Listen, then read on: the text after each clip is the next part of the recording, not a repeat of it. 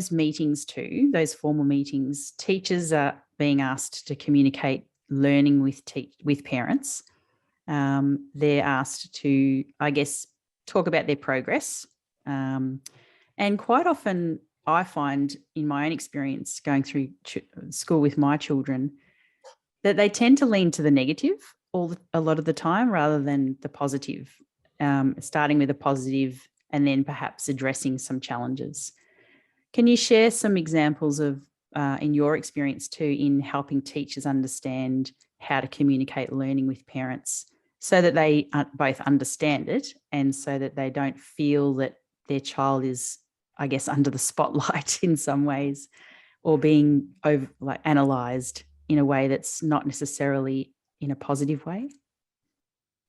I just did a session on this, like this idea of communicating data and communicating learning goals and progress. That is one of the hardest things to do because from an information standpoint, you are trying to take a very large amount of information and digesting it down, and distilling it down to what you're going to share with that parent, right? Because we don't, if we only have 15 minutes for the conversation, we don't necessarily have the chance to share everything.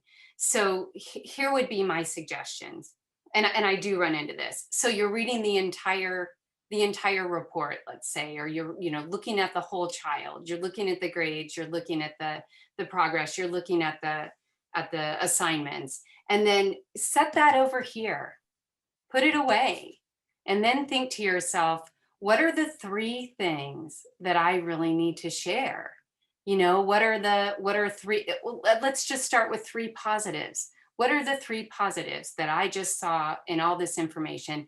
And maybe that's where you begin. And then, you share those and have that conversation about those positives and, listen, is this what you're seeing at home? Here's how it seems like he's really great at sticking with a task. Is that something that how have you seen that at home? Or can you give me an example of him doing that at home? And so you're already focused on the positives.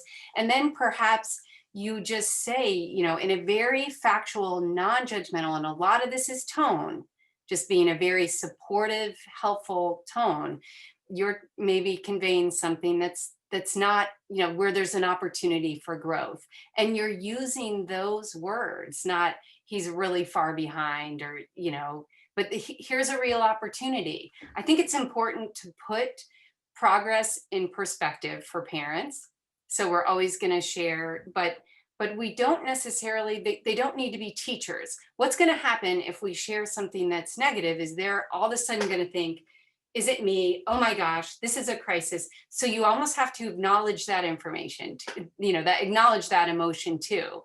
It's okay. I know this may be surprising for you, but it's okay because this is what I'm thinking we can do.